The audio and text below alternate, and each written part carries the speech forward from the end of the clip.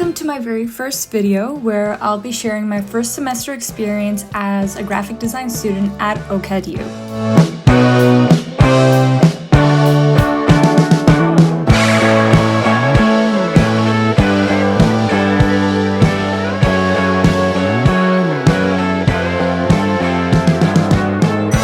Starting off, while I do have some perks of living at home like home-cooked meals, it's not exactly fun waking up at 5:30 a.m. for class because of my brutal commute.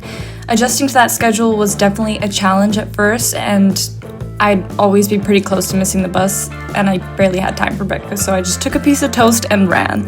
Then I would have to survive off that for the next 5 hours, but over time the routine actually helped me reset my sleep schedule, and I started falling asleep much earlier than I used to, which made those early mornings a bit more manageable.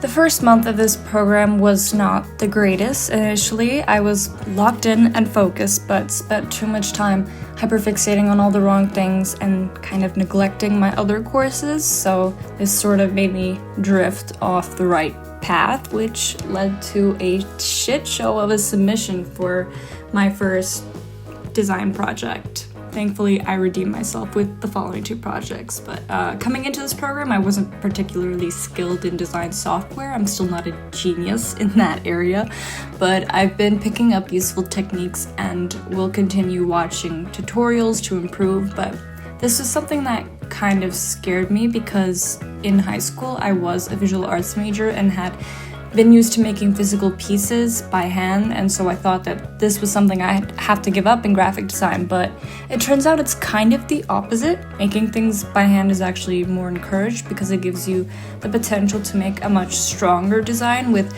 real textures and materials that add depth, and it's a great way to learn better control and intuition before transitioning to more complex digital tools. One major shift for me was embracing the idea that process work matters as much as the final outcome. The class, fittingly titled Design Process, prioritizes experimentation and documentation over immediate perfection. In fact, the final product doesn't exist in the professor's vocabulary because every project can continue for forever, essentially. And every project starts off with a charrette, which is basically pre-rough drafts. This first step helps you develop a topic, which is the guiding point for the rest of the project. This was the start of my redemption era. For this project, I and a couple other classmates were given an object which was Scotch tape. So you start off by writing notes on what you analyzed or researched, but then you transition into the visual research by experimenting with that object. You'd explore textures you can create and how you can combine it with other materials like marker, paint, literally anything. There are no restrictions or right or wrong answers because it's only the charrette.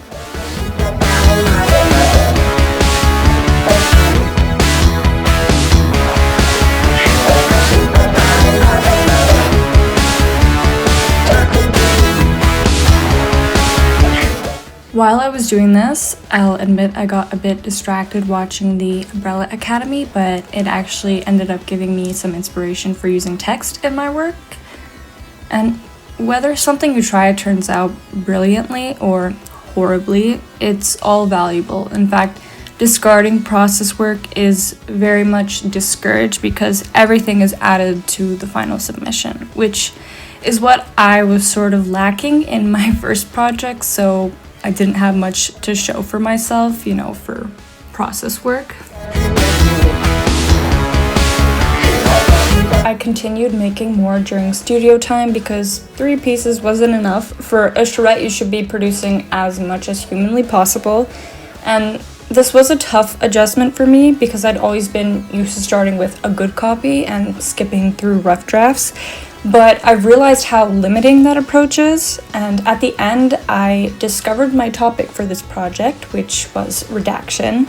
I leaned into the concept of tape as something that could both hide and carry information, and later in the process, I discovered that laser printed text can transfer onto Scotch tape, which was a really cool technique to work with. The project requirements were to create sequences showing form, text, and color, and my primary source material came from an actual confidential document, which was my own ADHD diagnosis. Typically, such documents would have redacted information, but since it's my own personal experience, I didn't mind sharing it in my work. There's often a stigma around revealing a disorder in many circumstances. I have been told not to share that kind of information because others might perceive me differently, but I don't think of it as something to be ashamed of or something that needs to stay confidential. Instead, I wanted to reclaim that narrative and use it as a meaningful part in my design process. As for the working and study environment, there are plenty of spots to sit and work in the building, often lit by natural light, which is so much nicer than the frickin' hospital lights. I'm about to sunbathe. Yeah. So, let's sunbathe, shall we?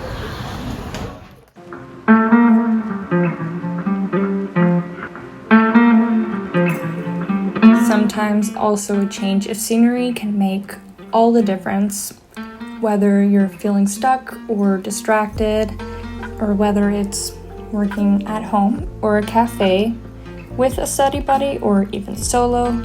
Your environment can really shape your focus and productivity. And since I have to wake up early always, sometimes I find myself by myself studying at school, and then I'm joined by my other fellow early birds as well. The small one, like in the fucking display, but when they announced my order, they just handed me this, and I was like, oh. The type of work you're doing also matters. A quiet space might suit writing an essay, while a lively, creative atmosphere could spark ideas for a project. Burnout is real, and there are moments when motivation just disappears. Starting a task is always the hardest part, but once you take that first step, everything flows more easily and it saves you from a lot of future stress.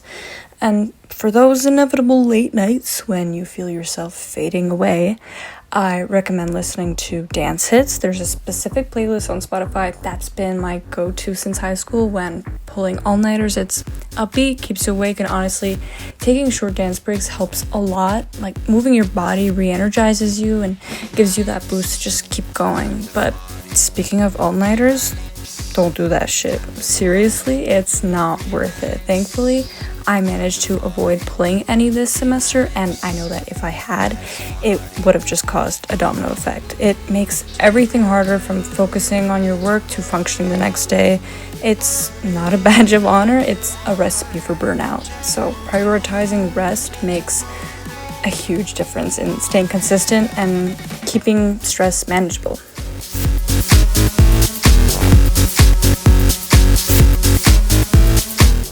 I had a big ass essay due on this very same day, and I was running on barely any sleep, and I know for me, writing an essay has always felt impossible.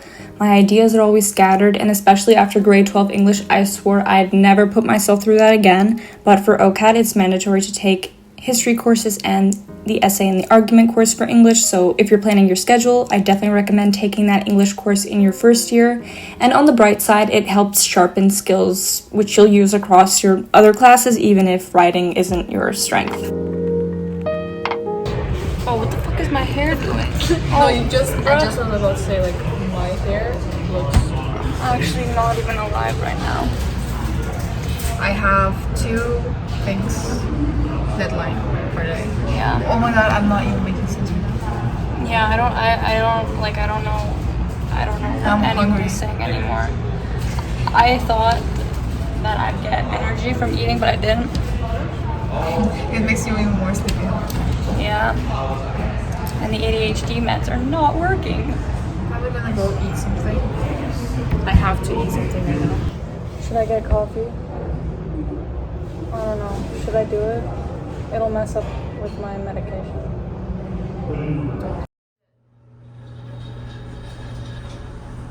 Alive.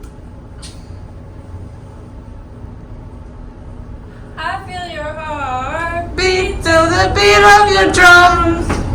Oh.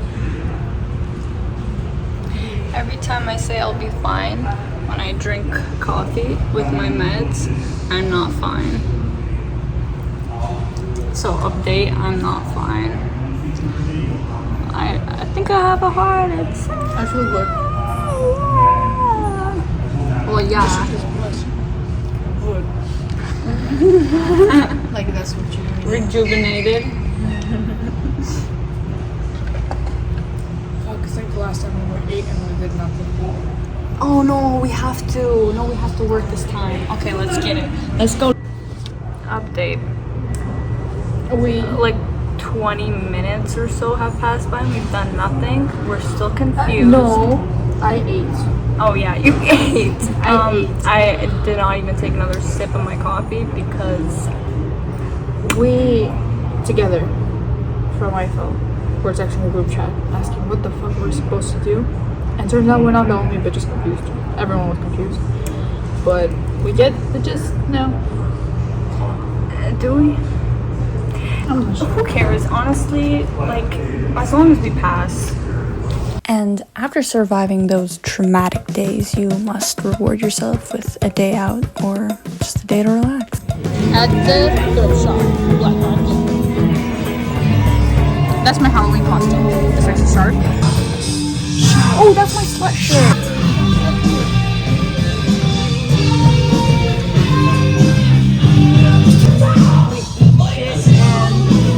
Die.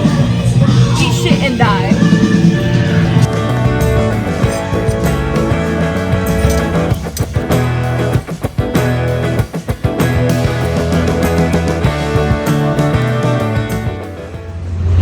We need to find a bathroom. I have to shit so bad.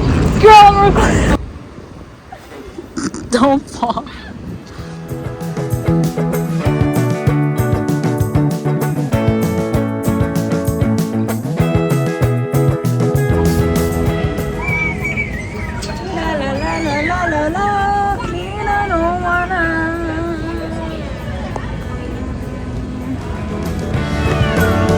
Look at, and then this is, I don't know if you can see it or not, but this is me carrying all of our shit. And let's go.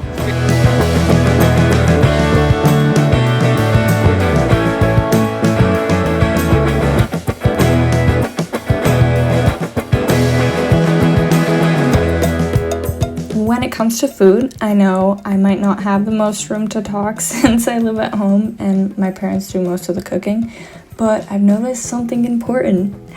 Relying on junk food and purchased meals and drinks isn't sustainable. Sure, it's convenient and might give you a quick boost of happiness, but it doesn't last. Eventually, you'll feel the consequences, grogginess, brain fog, and low energy from not getting proper nutrients, plus it drains your wallet faster than you realize. But cooking or prepping meals is the better option. It doesn't have to be elaborate. A simple sandwich or salad is better than instant ramen.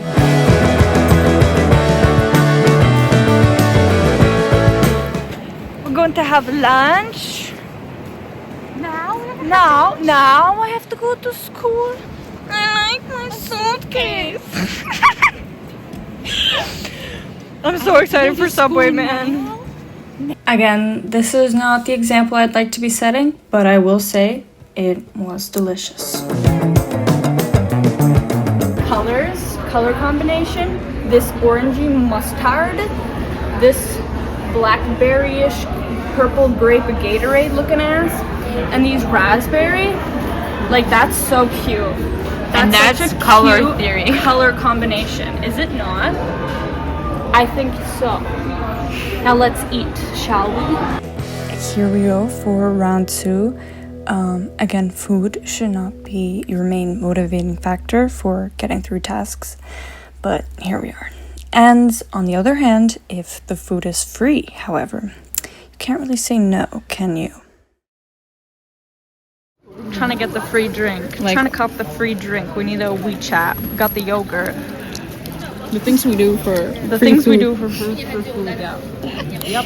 It's crazy though, like I'm literally downloading 2 apps, logging into 2 different accounts, creating for a yogurt and a drink.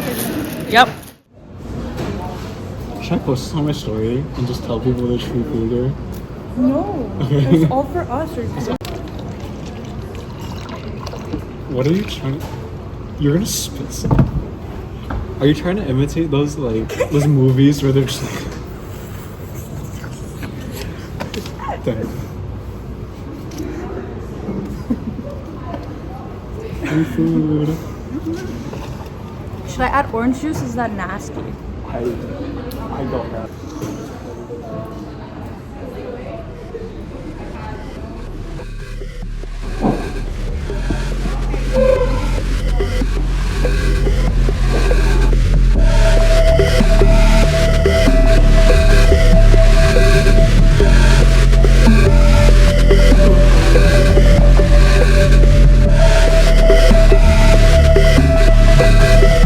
It's like Pellegrino.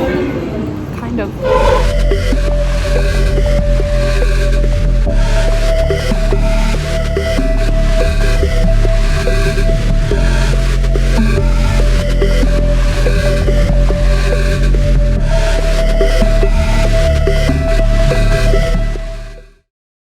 Not that me having a mukbang in the middle. The way food affects my mood is actually concerning.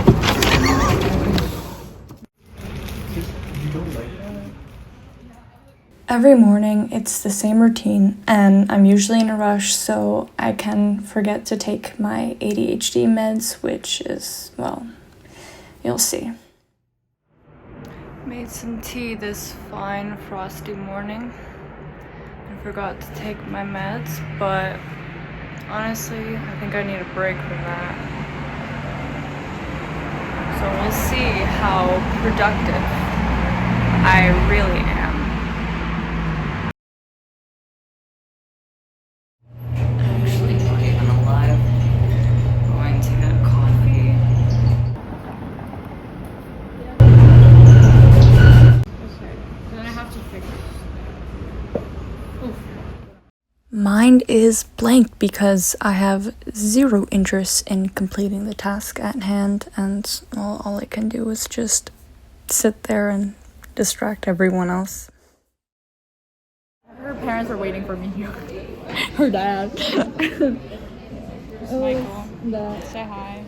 Not being able to complete my work is frustrating, obviously, especially when I know what I'm capable of, and when I don't take my medication consistently, it just throws everything off, puts me in this paralyzed state where, like, I physically cannot bring myself to complete a task, which is exactly what happened earlier in the semester. Even if I tell myself, like, just do it, it's not always that simple. Sometimes it's really just something with the brain chemistry, but I really don't want to have to rely on medication for forever, but I have come to accept that it is quite essential for managing schoolwork and staying on track. But yeah, this was not one of my most productive days. I can't think, you know? Like, I can't write an essay right now. I can't think. I want to sleep deprived. I want to, maybe, I'm planning to nap here. Oh yeah, actually, can we nap? I actually wanted to nap.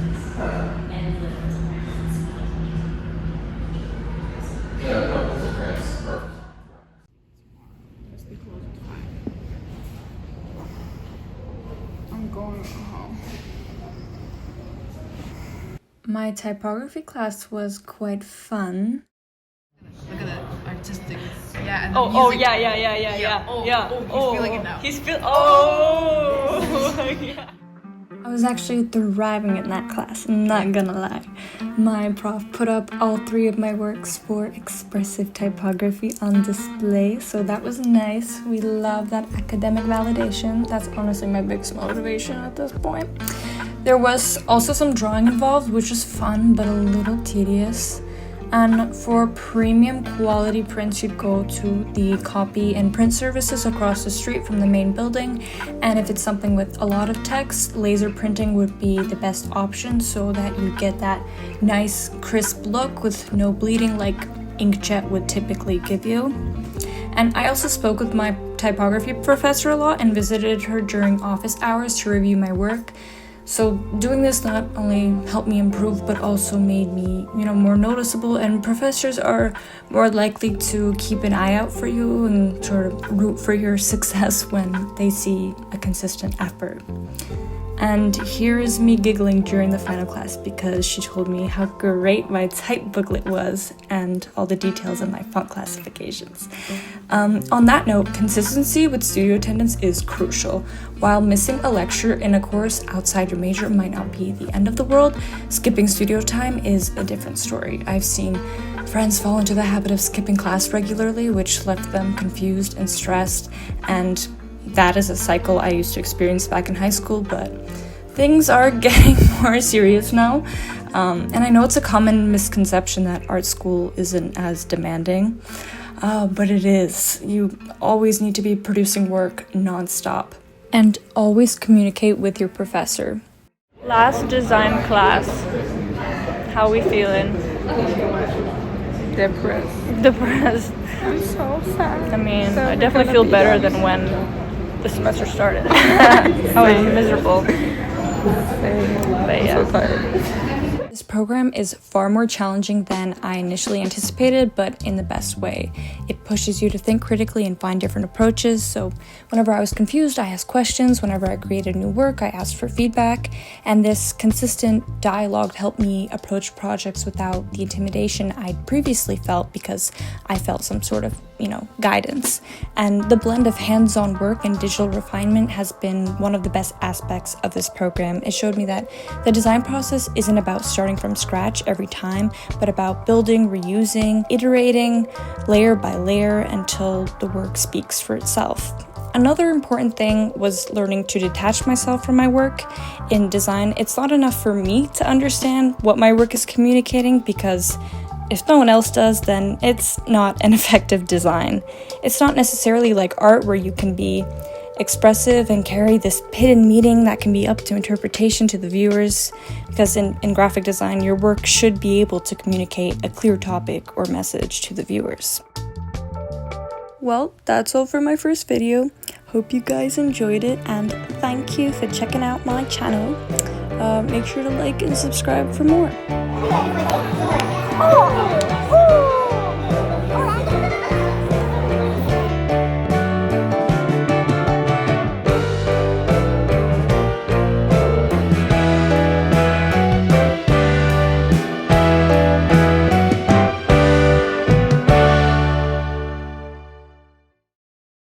I have to get.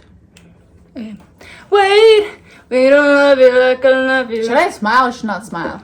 I mean, Be like cheeky, like an evil smile.